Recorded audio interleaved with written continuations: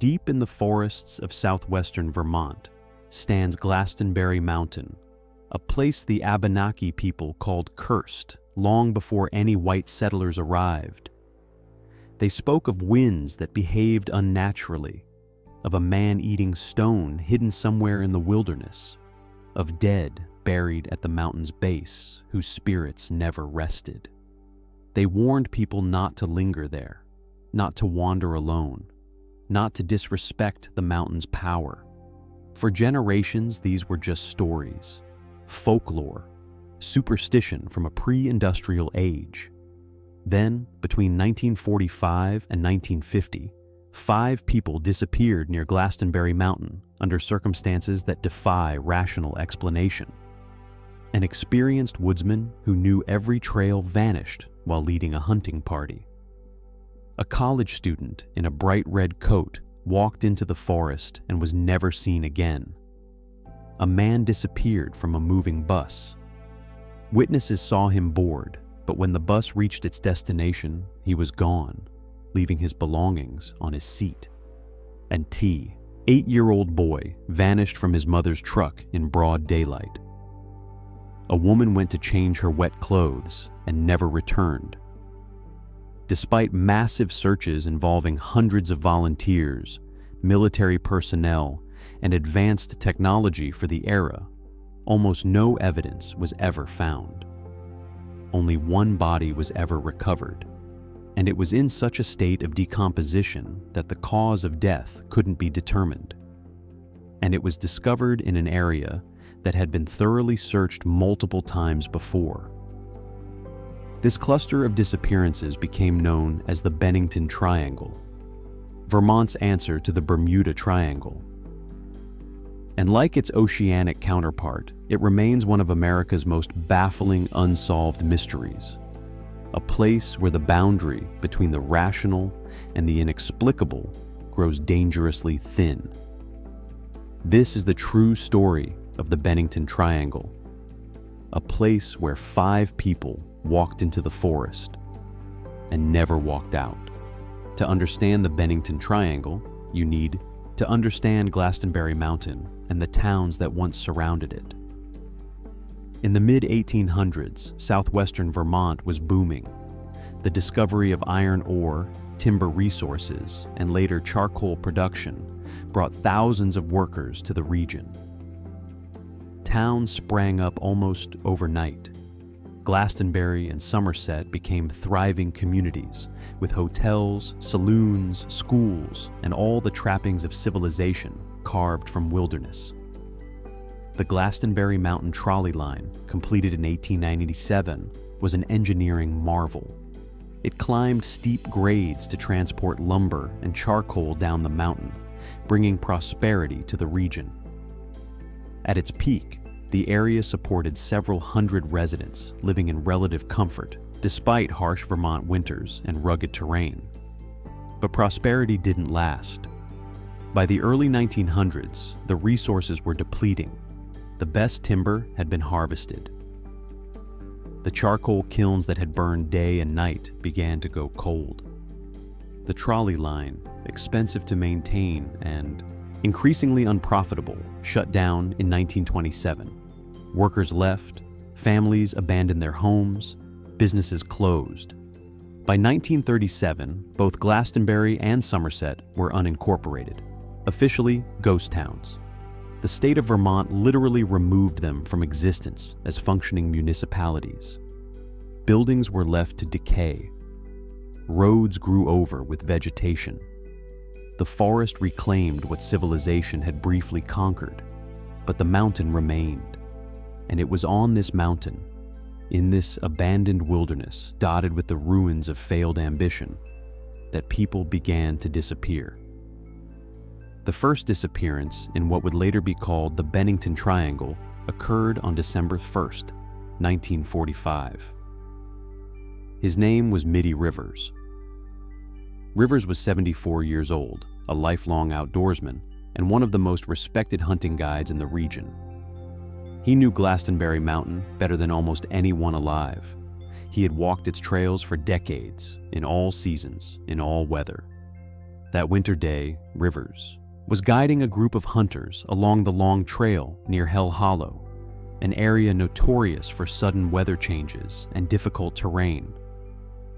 At some point, the group stopped to rest. When they were ready to move on, Mitty Rivers was gone. There was no sound, no shout, no indication of struggle.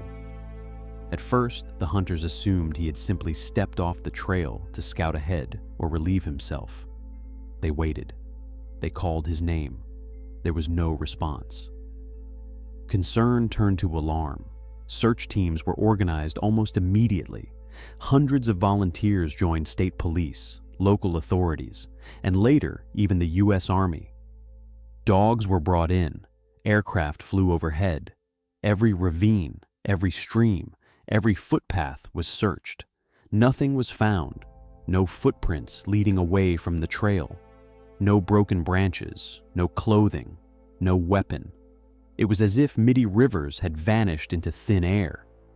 Given his experience, the possibility that he had become disoriented seemed unlikely. The idea that he had suffered a medical emergency and wandered off was considered, but again, no evidence supported it. The search continued for days, then weeks. Winter deepened. Snow fell. Trails disappeared beneath ice and drifts. Eventually, the search was called off. Mitty Rivers was never found. Just over a year later, the mountain claimed another victim. On December 1st, 1946, exactly 1 year to the day after Rivers vanished, 18-year-old Paula Jean Weldon disappeared. Paula was a sophomore at Bennington College. Intelligent, independent, and known for her love of hiking, she often explored the surrounding countryside alone. That afternoon, she told friends she was going for a short walk along the long trail near Glastonbury Mountain. She wore a bright red parka, blue jeans, and sneakers. She carried no map, no compass, no heavy supplies. Several people saw her that day.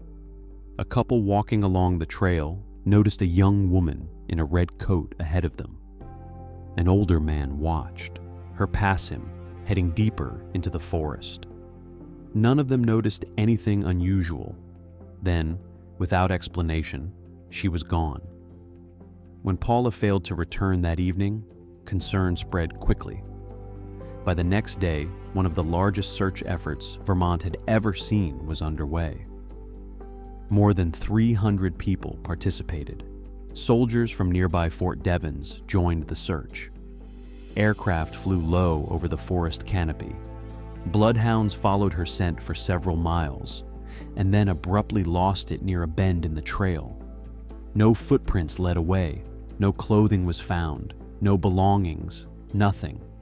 Her bright red coat, which should have been easy to spot even in dense forest, was never recovered. The disappearance shocked the nation. Newspapers across the country covered the story. Parents demanded answers. Critics accused authorities of incompetence. In response, Vermont State Police conducted an exhaustive investigation. They interviewed dozens of witnesses. They mapped every possible route Paula could have taken. They considered abduction, accident, animal attack, even voluntary disappearance. Nothing fit. The terrain offered no clear location for a fatal fall. There were no signs of violence, no evidence that she had planned to run away. Her personal belongings were left untouched in her dorm room. The case went cold. Then the pattern continued. In October of 1949, a man named James Tetford vanished under circumstances even stranger than the others. Tetford was a veteran of World War II and a resident of the Soldiers' Home in Bennington. One afternoon, he boarded a bus in St. Albans, traveling back to Bennington after visiting family. Multiple passengers saw him board. Multiple passengers saw him sitting in his seat. The bus made no stops between St. Albans and Bennington. Yet when the bus arrived at its destination, James Thetford was gone. His luggage was still in the overhead rack. His jacket was folded neatly on his seat. No one had seen him get off. There was no opportunity for him to leave unnoticed. No open doors, no breaks in the journey. He simply vanished during the ride. Authorities were baffled. They searched the route. They questioned the driver and every passenger. They considered the possibility of suicide, but there was nowhere for him to jump from the bus unnoticed. No explanation was ever found. 3 disappearances, 1 mountain. No answers. And the most disturbing cases were still to come. In November of 1950, the mountain took another life. This time, it was a child. His name was Paul Jepson. Paul was 8 years old. He lived with his family near Bennington, in a rural area not far from Glastonbury Mountain. On the afternoon of October 12, 1950, his mother left him playing in the yard while she tended to pigs in a nearby pen. Paul was familiar with the area. The woods were not far from the house, but he had been warned many times not to wander too far. When his mother returned less than an hour later, Paul was gone. At first, she assumed he had gone inside or was hiding nearby. She called his name. She searched the immediate area. There was no response. Panic set in. Authorities were notified, and once again, a massive search effort began. Hundreds of volunteers combed the woods. Police, firefighters, soldiers, and civilians searched day and night. Bloodhounds were brought in. The dogs picked up Paul's scent near the family property and followed it toward Glastonbury Mountain. Then, just like in previous cases, the trail ended. Abruptly, without explanation. No footprints led farther into the forest. No clothing was found. No sign of struggle. One disturbing detail stood out. Paul had been wearing a bright red jacket, just like Paula Weldon. Despite weeks of searching, no trace of Paul Jepson was ever found. Only weeks later, the mountain claimed another victim. Her name was Frida Langer. Frida was 53 years old, an experienced hiker and a resident of New Jersey. On October 28, 1950, she was camping with her cousin near Somerset Reservoir, an area within the region later associated with the Bennington Triangle. On that day, Frida and her cousin set out on a hike along a well-marked trail.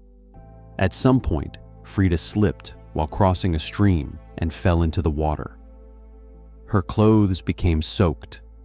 Concerned about the cold, she decided to return to camp to change. Her cousin watched her walk away. She never arrived. When Frida failed to return, her cousin raised the alarm. Search teams were deployed immediately. Unlike previous cases, this search was highly focused. Frida was an experienced outdoors woman. She knew exactly where she was going.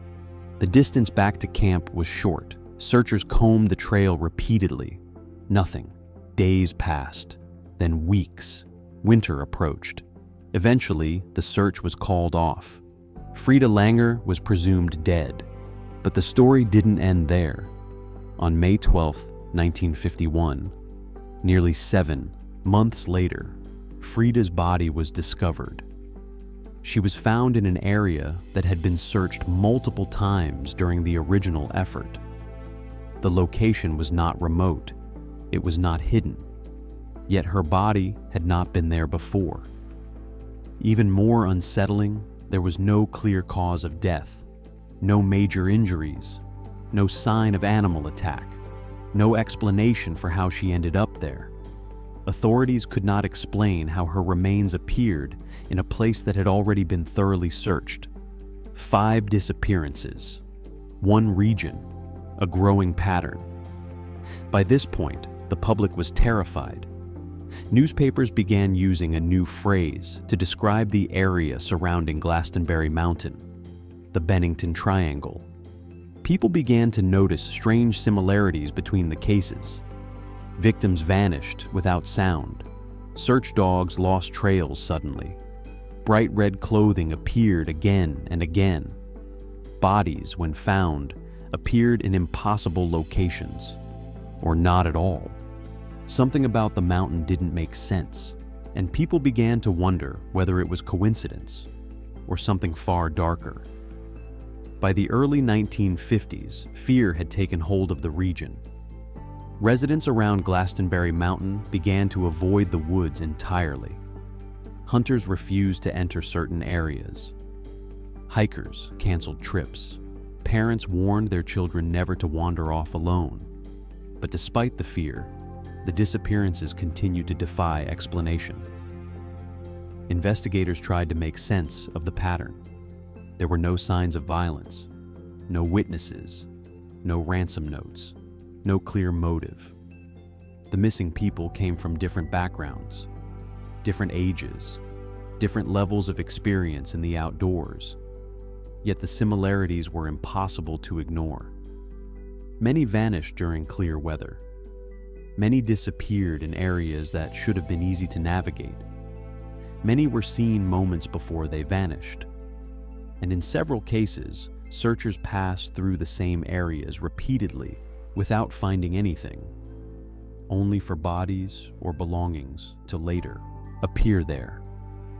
One detail continued to haunt investigators: the color red. Paula Weldon wore a red jacket. Paul Jepson wore a red jacket. In European folklore, red clothing was traditionally worn as protection against supernatural forces, particularly spirits believed to lure people into forests. Whether coincidence or not, the repetition unsettled people. Some locals began whispering about older legends. Long before modern hikers ever stepped onto Glastonbury Mountain, the land had a reputation. Native American tribes were said to avoid the mountain entirely. According to oral tradition, the mountain was considered cursed, a place where something malevolent resided. Early settlers reported strange experiences as well. People spoke of hearing voices in the woods, calling their names. Others claimed they felt sudden waves of panic for no apparent reason. Some described feeling watched, followed, without ever seeing anyone. There were even reports of compass, needles spinning wildly, making navigation impossible. Skeptics dismissed these stories as superstition, fear feeding imagination. But not everyone was convinced. During the height of the disappearances, some searchers reported unsettling experiences of their own. Volunteers spoke of sudden silence in the forest, birds and insects stopping all at once. Others said they became disoriented in areas they knew well. A few claimed they heard footsteps behind them, only to turn and find nothing. Officially, these reports were never included in police files. Unofficially, they spread quickly through the community. As fear grew, so did theories. Some believed a serial killer was responsible, someone who knew the terrain intimately and could vanish without leaving tracks.